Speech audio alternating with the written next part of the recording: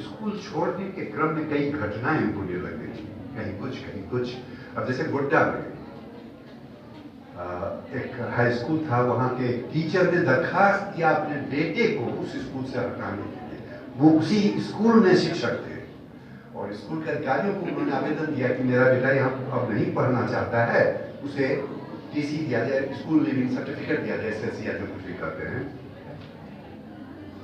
तो स्कूल ने कहा ठीक है, तुम दोनों बाप बेटे को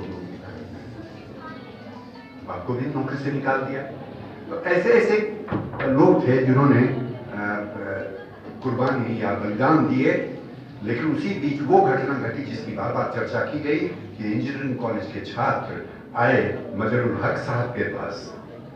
तो मैं सिर्फ एक बात कहने के लिए रुक गया यहाँ, ये घटना तो कह दी गई थी कि मजरुल हक साहब ने उन छात्रों का जो व्यवहार देखा, उनकी बोली बानी देखी, उससे इतना आकर्षित हुए, उसी क्षण वो तैयार हो गया, चलो हो गए, और कहा चलो हमारे साथ। और टहलते हुए यहाँ आ गए आम्रकुंज में, आम के बागान में। आम का बागान अब भी है मेरे घर और इस संस्था के बीच में, आम का बहुत बड़ा बागान है। मुझे लगता है ये सब उसी का हिस्सा था, जिसमें से एक बड़ा सा हिस्सा एक खैरू मियाँ नाम के आदमी ने खरीद के दान में दे दिया कि लीजिए यहाँ स्कूल बनाइए।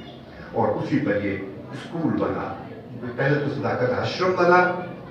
सदाकत का माने मुझको लगता है सब जानते होंगे, सत्य का घर।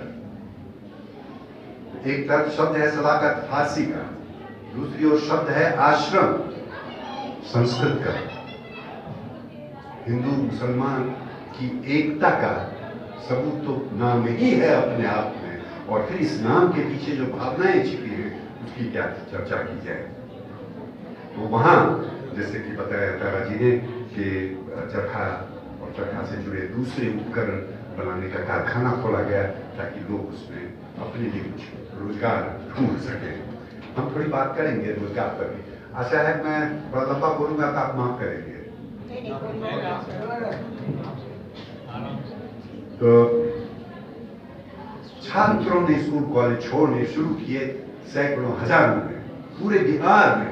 लेकिन मैं सबके नाम नहीं लेकर कुछ गिने चुने नाम आपके सामने रखता हूँ। देखिए कैसे कैसे लोगों ने अपनी पढ़ाई छोड़ी थी। के साहब एमए में पढ़ रहे थे पटना कॉलेज, पटना यूनिवर्सिटी में, तब कॉलेज ही में छोड़ के आ गए और असहयोग आंदोलन में शामिल हुए थे। बिहार के बड़े ही जबरदस्त मुख्यमंत्री ने, मुख्यमंत्री से ज्यादा वो जो राजस्व मंत्री जब थे वो बड़े जबरदस्त थे। फिर रामवृक्ष बेनीपुरी, एक विलक्षण साहित्यकार, विलक्षण समाजवादी नेता, उसने अपनी पढ़ाई छोड़ी। फूलन प्रसाद वर्मा जो सोशलिस्ट पार्टी बनी, जयप्रकाश नारायण, मैं इधर इसलिए दिखा रहा हूँ कि ब्रजकिशोर बाबू के ससुर थे, तो जयप्रकाश नारायण सचिव बने और फूलन प्रसाद वर्मा अध्यक्ष। अब्दुल बारी जो बाद के वर्षों में शायद बिहार के सबसे मुखर और प्रखर श्रमिक नेता बने, उन्होंने भी पढ़ाई छोड़ी और असहयोग आंदोलन में आ गए। जगलाल चौधरी मेडिकल की पढ़ाई छोड़कर, आप जगलाल चौधरी के बारे में ये जान लें कि एक समय में उनकी प्रतिष्ठा के सामने जगजीवन राम छोटा ठहरते थे और इसलिए जगजीवन राम को पार्लियामेंट के सेक्रेटरी मात्र बनाया गया था और जगलाल चौधरी को मिनिस्टर। यह अलग बात है कि बाद के वर्षों में जगजीवन राम को अधिक अवसर मिले और हर अवसर पर उन्होंने अपनी योग्यता ऐसी साबित की कि कम होंगे दूसरे मिनिस्टर जिस किसी भी मंत्रालय में रहे हों, उस मंत्रालय पर आज तक उनकी छाप है। ऐसे छोड़ने वालों में और दो थे, प्रजापति मिश्र जो बड़े हुए कांग्रेस के अध्यक्ष बने, और जयप्रकाश नारायण, उनके बारे में बोलने की आवश्यकता है। ऐसे लोग छोड़ करके आए तो बड़प्पन के बीज तो स्कूल के दिनों में ही दिख जाते हैं, लेकिन चौरी चौरा हो गया, गांधी जी को वापस लेना पड़ा, असहयोग आंदोलन, तो और क्या करें। तो रचनात्मक कार्य, छुआछूत भगाओ, हिंदू मुस्लिम एकता बढ़ाओ, नशाबंदी करो और सबसे बढ़कर शिक्षा का प्रचार करो, स्वच्छता का प्रचार करो। ये काम उन्होंने चंपारण के दिनों से ही शुरू किया था।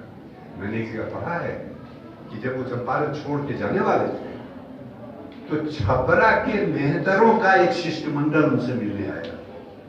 हुजूर, हमारे यहाँ बहुत गंदगी है, हमारे लोग बिल्कुल बिना पढ़े लिखे हैं, आप एक बार वहां चलते तो हमारा दिल दाग हो जाता है। ऐसे भगवान की तरफ उनको देखते थे। ये वो समय था कि गांधी कैसे दिखते थे, तो फिर थोड़ा सा मैं हट जाता हूँ। असल में लोभ हो जा रहा है मेरा अपना कि जो बात दिमाग में आ रही हो वो आपसे कैसे नहीं साझा करूं। एक नामी उपन्यासकार हुए हैं बंगला के, सतीनाथ भादुड़ी, जिनको बहुत सारे लोग फणीश्वरनाथ फिल्म का गुरु कहते हैं, पर गुरु वो नहीं थे, उनके अवश्य सीनियर थे, वरीय थे, और दोनों एक साथ भागलपुर सेंट्रल जेल में रहे थे 1942 के आंदोलन में। यह बात है।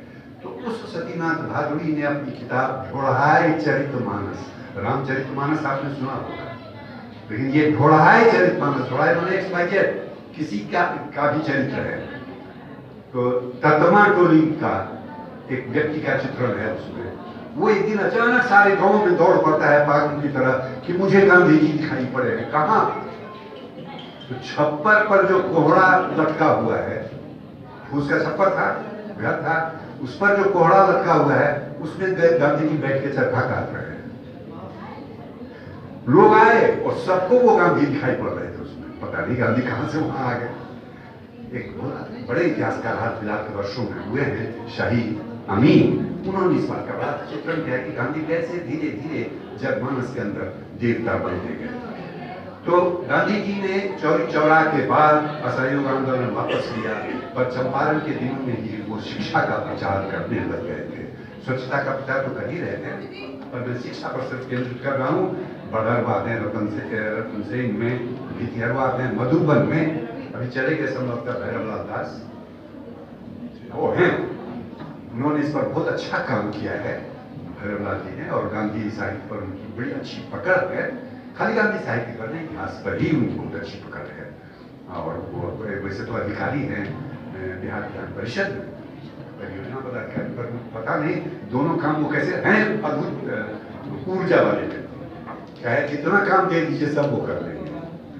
तो उनकी किताब में भी सबका चर्चा है। उन्होंने स्कूल वहां खोले, और अब जब राष्ट्रीय विद्यालय की बात गांधी कर रहे हैं तो वो उसी का विस्तार है। यह राष्ट्रीय विद्यालय क्या है? दो कारण से आवश्यकता पड़ रही राष्ट्रीय विद्यालय की। एक तो जब सरकारी विद्यालय का परित्याग करके बाहर आ रहे हैं छात्र छात्राएं, छात्र ही अधिकांश, तो कहां जाएंगे, कहां पढ़ेंगे? तो ऐसे लोगों के लिए तो कोई संस्था चाहिए, विद्यालय चाहिए। इसलिए, लेकिन गांधी की दृष्टि में ऐसे विद्यालयों का महत्तर बृहत्तर उद्देश्य भी था। वो उद्देश्य क्या था? बहुत तेजी से उसकी बात करें। अच्छा, लेकिन यहां फिर राजेंद्र बाबू के मन में शंकाएं उत्पन्न हुई, क्योंकि राजेंद्र बाबू ने बंग भंग आंदोलन के जमाने में बंगाल में स्कूलों का बहिष्कार देखा था। स्वदेशी का नारा वहीं से लगा था पहली बार। उसके क्रम में राजेंद्र बाबू ने देखा था कि कैसे लोगों को चिंता होने लग गई कि हम पढ़ाई छोड़ देंगे तो हमारा रोजगार क्या होगा, कैसे बनेगा। तो लोग चिंतित थे।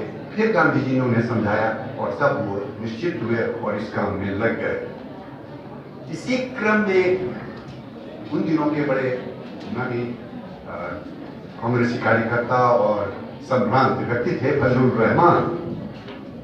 उन्होंने राजेंद्र बाबू से कहा कि 10,000 लड़के सड़क पर आ गए, इसके लिए हम लोग क्या करेंगे? तो सब निकल पड़े, पटना गया मार्ग पर जाकर किराए का घर लिया, और वहां फरवरी 1921 में ही उन्होंने राष्ट्रीय विद्यालय आरंभ की। स्वयं राजेंद्र बाबू उस महाविद्यालय के प्रधानाचार्य बने, और उस विद्यालय में बीएन कॉलेज छोड़कर बद्रीनाथ वर्मा, इनका नाम लेने में मुझे आनंद आता है क्योंकि ये शिक्षा मंत्री थे जब उस विद्यालय की स्थापना हुई थी जहां मैं पढ़ा हूँ। विजय प्रकाश जी पढ़े हैं नेतरहाट विद्यालय, उसमें उनका भी योगदान था। तो जिसको यह अनुभव था वही वो विद्यालय आरंभ करवा सकता था, ऐसी मेरी मान्यता है। पटना कॉलेज छोड़कर आए थे जगन्नाथ प्रसाद, टीएनजे कॉलेज भागलपुर छोड़कर आए थे, टीएनजे कॉलेज भागलपुर छोड़कर आए थे प्रेम शंकर बोस।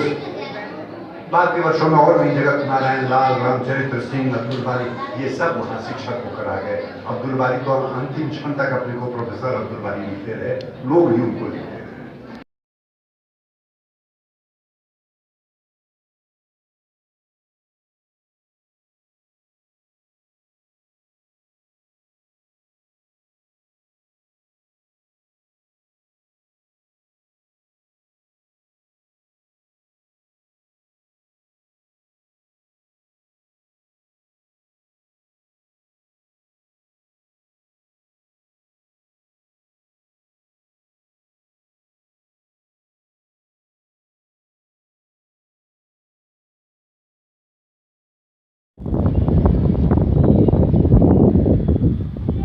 भारत माता की जय, भारत माता की जय। वंदे मातरम, वंदे मातरम, वंदे मातरम। जय हिंद, जय हिंद।